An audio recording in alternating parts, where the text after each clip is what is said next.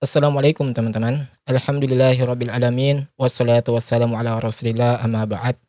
Alhamdulillah kita bertemu kembali di channel Azam Daily. Kali ini saya akan membahas tentang Ustaz Dr. Khalid Basalamah. Ya, mungkin dahulu kita masih ingat.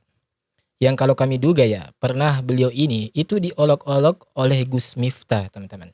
Ya, namun apa yang beliau lakukan terhadap olok-olokan tersebut? Ya, beliau Ustadz Dr. Khalid Basalamah tidak membalasnya. Ia membalas dengan olok-olokan juga. Bahkan tidak membalas sedikit pun. Yaitu seperti dengan cacian ataupun makian.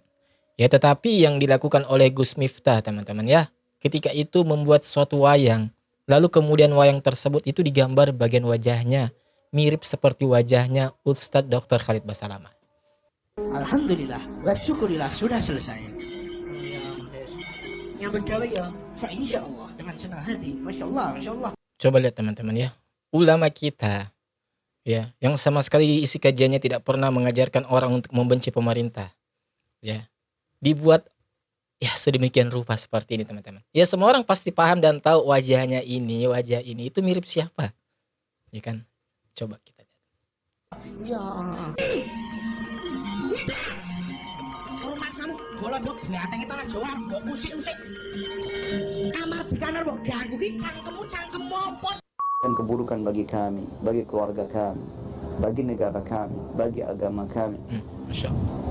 Ustaz Khalid Basalamah langsung berdoa di padang Arafah. Masya Allah. Merinding saya teman-teman. Ya. La haula wala quwwata illa billah. Maka kembalikan tipu daya mereka kepada diri mereka sendiri. Jangan engkau biarkan siapapun Orang yang beriman, keburukan orang bagi berilmu kami itu santai berhasil menghadapi melaksanakan orang-orang yang keburukan. semacam ini. Ya Allah, lindungi kami dan berikan mereka hidayah kalau mereka orang-orang yang baik atau Masya masih dalam hatinya kebaikan. Memang ya teman-teman, Ustadz Dr. Khalid Basalamah itu pernah ditanya tentang hukum wayang. Ya, jadi Ustadz Dr. Khalid Basalamah itu menjawab sesuai dengan kapasitas ilmu yang beliau ini pelajari. Yaitu ketika beliau ini masih belajar di Universitas Islam Madinah. Dan berkaitan wayang tersebut itu, ya, Gus Miftah dengan Ustadz Dr. Khalid Basalamah itu memang memiliki ya pandangan yang berbeda terkait wayang. Akan tetapi ya, Gus Miftah malah kami duga itu mengolok-ngolok Ustadz Dr. Khalid Basalamah dan menghinakan beliau. Yaitu dengan mengundang para dalang untuk datang ke tempat pondoknya Gus Miftah. Kemudian dibuat suatu acara di situ, yaitu pagelaran wayang ya teman-teman. Namun apa yang kemudian terjadi? Pagelaran tersebut ya kalau kami lihat dan duga pada saat itu ya, di situ justru malah menghinakan Ustadz Dr. Khalid Basalamah. Dan Ustadz Dr. Khalid Basalamah itu tidak sedikit pun marah.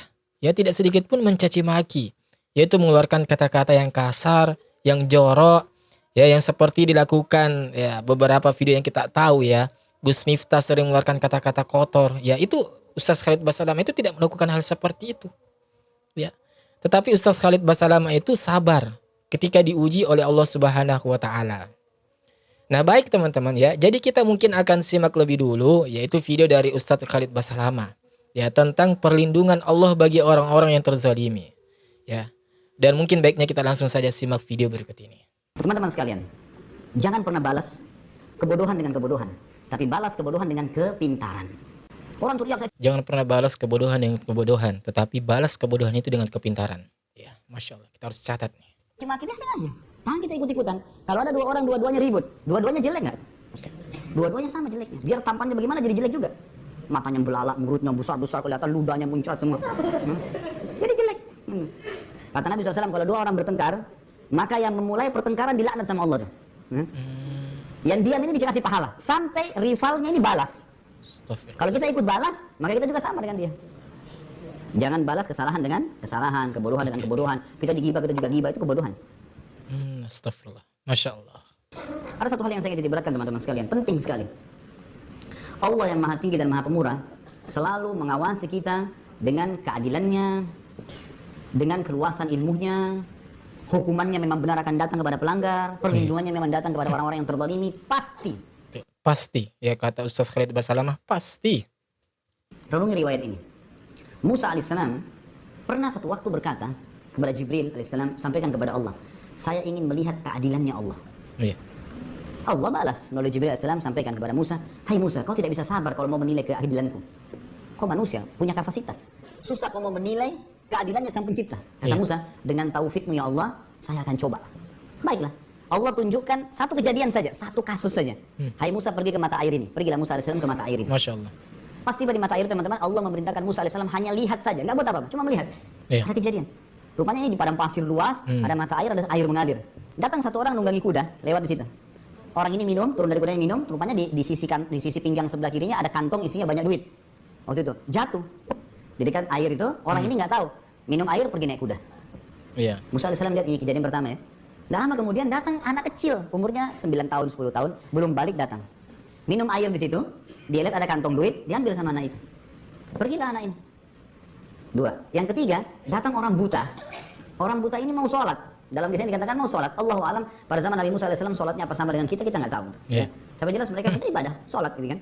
Apakah jumlah rakaatnya sama? Allah alam, karena kita tahunya jumlah rakaat kita berbeda dengan Nabi Musa AS, karena Musa sendiri Masya waktu Allah. kejadian Isra dan Mi'raj meminta kepada Allah Muhammad SAW agar meminta diringankan sholatnya kan? Iya benar. Masya Allah, Masya Allah. Baiklah. Orang ketiga ini wudhu, orang buta. Dia dengar suara air, dia wudhu. Waktu dia lagi wudhu, mau sholat, orang yang naik kuda kembali. Dia cari mana uangnya nih. Lalu dia bilang, ayo Pak Buta, kamu yang ambil uang saya. Kata orang buta itu, saya nggak ambil uang. Saya buta, uang apa? Saya nggak bisa lihat. Enggak, kau pasti ambil uang. Tadi saya turun di sini, saya minum sini, uangnya jatuh di sini. Enggak, ribut, cekcok. Akhirnya si penunggang kuda membunuh si buta. Iya. Sudah selesai. Buyar gitu. Sudah bubar sekarang. Pergi orang yang itu, uangnya sudah hilang, si buta sudah mati di situ. Musa AS lihat. Musa berdoa sama Allah, ya Allah, saya nggak sabar lihat ini. Iya. Ini kejadian. Mereka nggak saling tahu nih ceritanya, tapi Musa lihat dengan mata kepala, jadi tahu kasusnya. Iya. Kasusnya kan.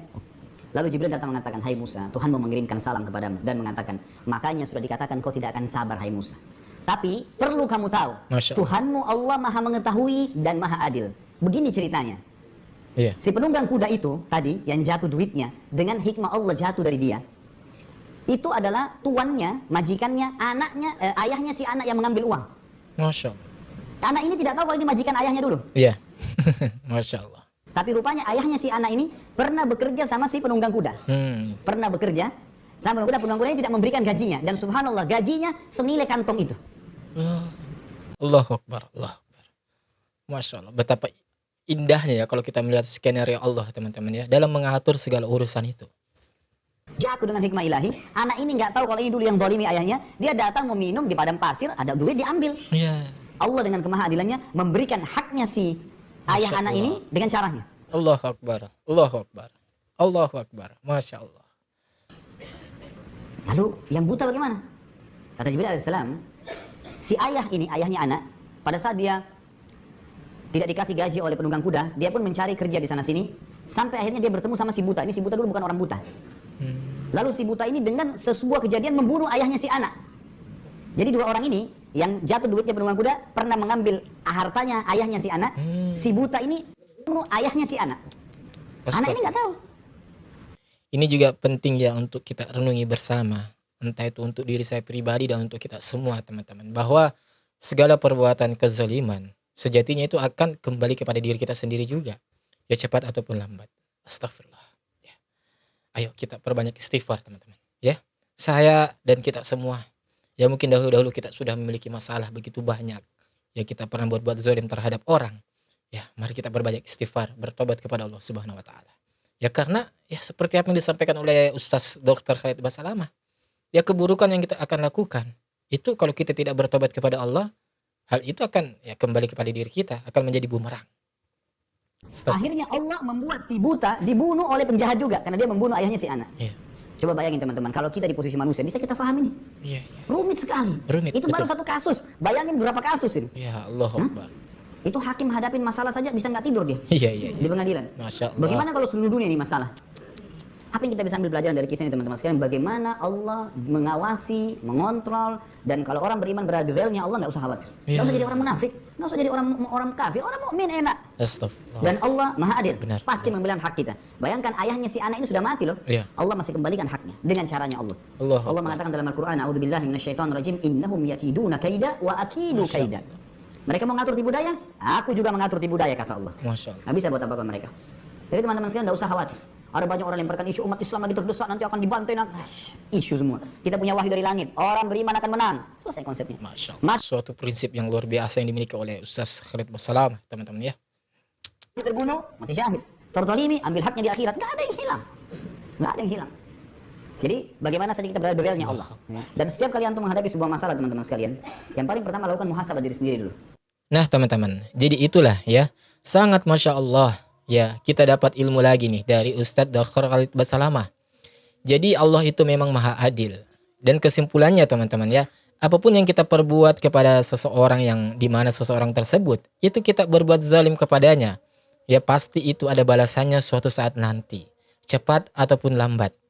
Ya seperti masalah yang sekarang ini, yang sedang ramai nih, tentang masalah Gus Miftah. Ya dulunya kan Gus Miftah ini ya menghinakan Ustadz Khalid Basalamah.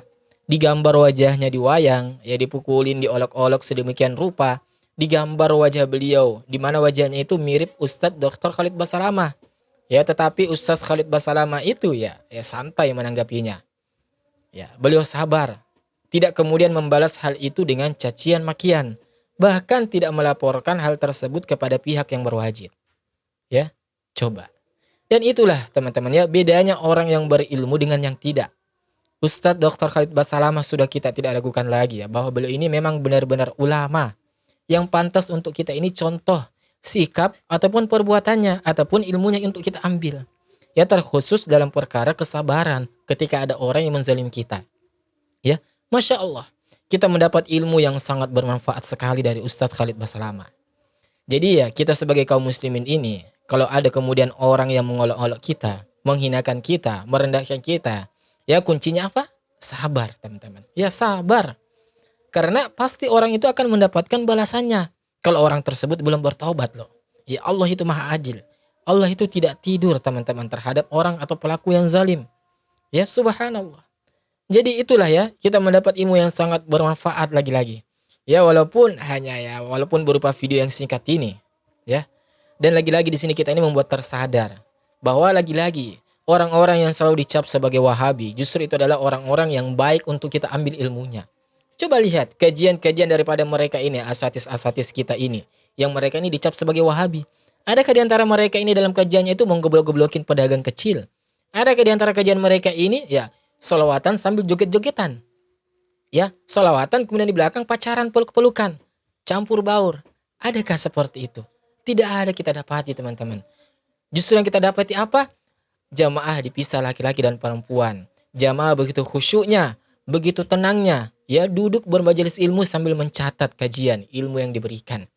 Ya, tidak sedikit pun yang mereka katakan kecuali qala Allah qala Rasul. Ya, Allah berfirman, ya Rasulullah bersabda. Ya seperti itulah ciri-ciri daripada dakwah sunnah. Orang-orang yang disebut, dicap sebagai Wahabi. Ya, jadi lagi-lagi teman-teman di sini seharusnya kita ini berpikir bahwa ya orang-orang yang mana sebenarnya pantas untuk kita ambil ilmunya. Ya ulama mana yang sebenarnya yang pantas untuk kita sebut ulama. Ya karena saat ini teman-teman ya ulama itu ada yang mengantar kita ke surga dan ada yang kepada ya silakan kalian menjawab sendiri. Dan seperti biasa teman-teman ya, gimana nih menurut kalian?